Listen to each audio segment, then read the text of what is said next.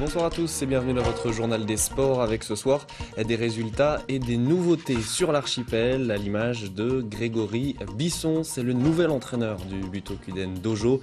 Il est arrivé il y a 10 jours à peine pour encadrer toutes les sections du club mais également les scolaires et il sera ce soir notre invité.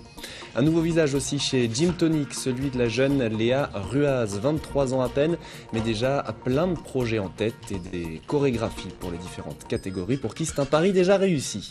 Enfin, connaissez-vous les Harfans? C'est le nom du nouveau club de hockey féminin sur l'archipel. Des filles motivées pour embarquer bientôt sur la glace de la patinoire. En attendant, elles s'entraînent déjà sur le SASPI. Il a 34 ans, 7 participations au championnat de France de judo. Il est ceinture noire, 3e dan. Il s'appelle Grégory Bisson, le nouvel éducateur du Butokuden Dojo, qui est notre invité sur ce plateau ce soir. Grégory, bonsoir. Bonsoir. Alors tout d'abord, on va apprendre à vous connaître. Vous arrivez de Normandie après y avoir enseigné le judo pendant près de 11 années. Déjà, qu'est-ce qui vous a attiré ici sur l'archipel? Comment ça s'est passé? C'est allé très vite? Oui, ça allait très vite. Ce qui m'a attiré, c'était le projet du club. J'ai vu, je me suis renseigné sur Facebook, sur Internet. J'ai vu que c'était un club qui était très dynamique avec une grande histoire. Et puis j'avais besoin d'un nouveau défi aussi pour relancer, retrouver de l'envie à enseigner et à porter les élèves vers le meilleur des résultats.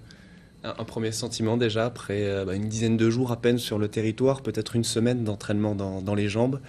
Le premier sentiment, c'est que ça se passe bien. J'ai des élèves motivés qui ont soif d'apprendre et puis j'ai aussi un bureau qui a envie que ça bouge, que je puisse amener mon expérience de la métropole ici pour guider les jeunes et les moins jeunes.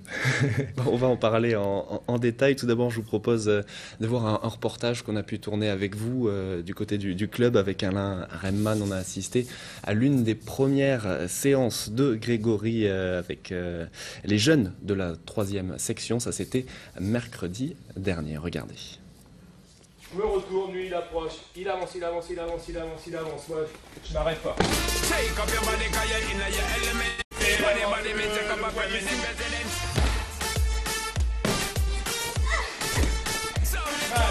Ils ont entre 12 et 14 ans, de la ceinture blanche à la ceinture marron. Et pour la majorité d'entre eux, ce jour-là, c'est l'heure du premier entraînement avec Grégory sur les tatamis. Moi j'arrive et je laisse.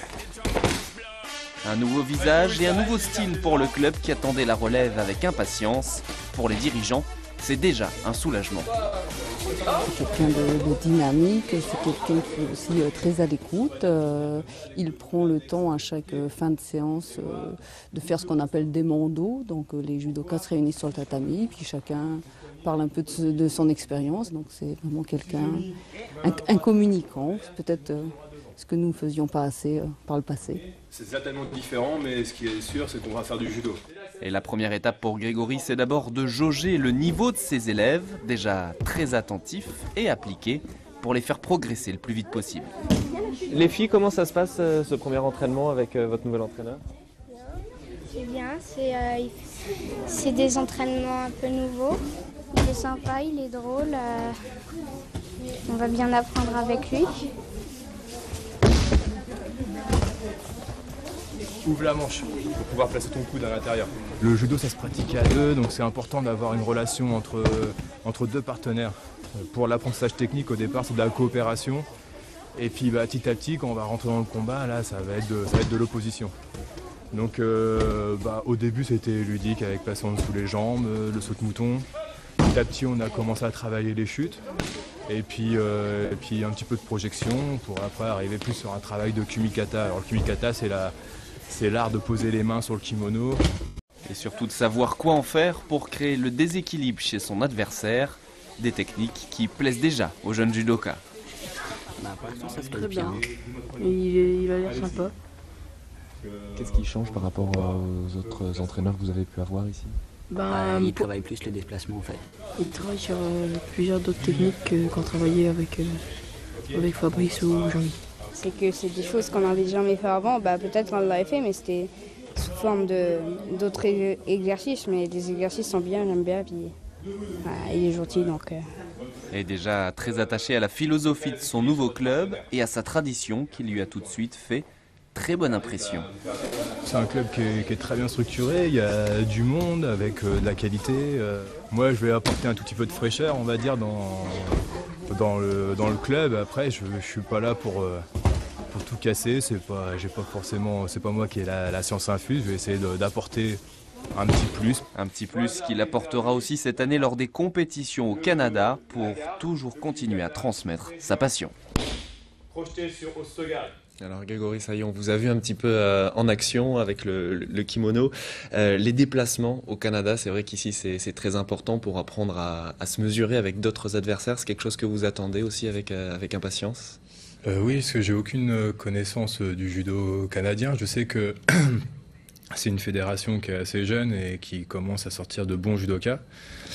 Et je sais, pour l'instant, moi, je sais pas encore à quoi m'attendre au niveau, le niveau que sur les tournois sur lesquels on compte partir. C'est vrai que par rapport à la métropole, il y a des tournois réguliers, on peut bouger facilement. Voilà, ici, c'est tout de suite une aventure. Ça peut vous effrayer aussi, ça, au premier abord ou... Non, parce que c'est quelque chose qui m'a attiré aussi. Je me suis dit, c'est quelque chose de complètement nouveau. En Normandie, j'avais l'habitude des salles, j'avais l'habitude des collègues que je côtoyais sur les bords du tapis. Là, je vais être jeté dans le grand bain et voilà. Il va falloir que déjà que je sois avec mes élèves qui me fassent confiance dans les conseils que je vais leur donner, de leur préparation mentale avant d'aller combattre. Et puis en plus m'habituer à tout un nouveau contexte au Canada avec leurs règles, leur catégorie d'âge, parce que c'est un petit peu différent que sur la métropole.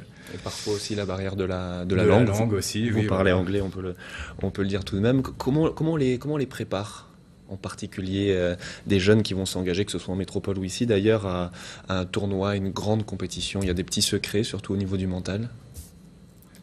En fait, là, c'est vrai que la difficulté, c'est que ils ont pas forcément l'occasion de faire énormément de compétitions, donc il faut qu'ils soient efficaces et qu'ils prennent un maximum de confiance dès les premières compétitions.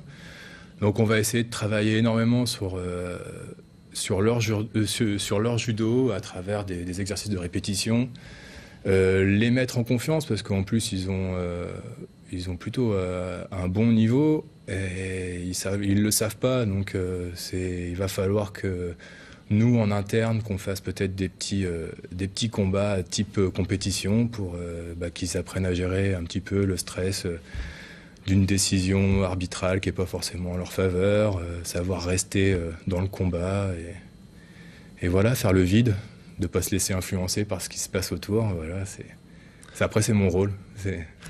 D'un point de vue plus personnel, justement, vous avez rencontré déjà des combattants venant de l'archipel. On peut parler notamment de Sébastien Gordy. C'est lui un peu qui est à l'origine de votre venue? Complètement. En fait, Sébastien, je l'ai eu 3 ans en tant qu'élève sur mon club sur Colombelle. Et puis, il m'a toujours parlé. C'était un très bon judoka. Dès qu'il est arrivé, j'ai pu le voir sur les combats et tout ça. J'avais pas besoin de lui apprendre grand-chose techniquement.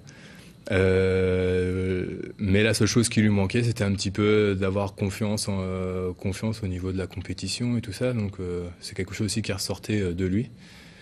Mais oui, pour ma venue ici, c'est lui qui m'a donné envie. Il m'a toujours parlé de Saint-Pierre avec beaucoup de nostalgie et d'envie de revenir. Et donc voilà. Et en plus, c'est une saison très très riche qui vous attend. En quelques mots, beaucoup de déplacements prévus pour le club. Vous pouvez nous donner comme ça quelques petites destinations? Oui, il y a un nouveau circuit qui vient d'être créé au Canada, parce que c'est les 50 ans de leur fédération. Donc il va avoir une coupe à Montréal, une coupe à l'île du Prince-Édouard. Il va avoir le championnat de l'Est du Canada et le championnat des Atlantiques aussi qui va se trouver à Edmundston de mémoire. Et puis quelques petites compétitions du côté de Terre-Neuve. En bref, oui, voilà. Vous allez beaucoup bouger cette année. Ouais, voilà. Bah, c'est bon, j'étais venu pour ça, donc normalement ça devrait coller.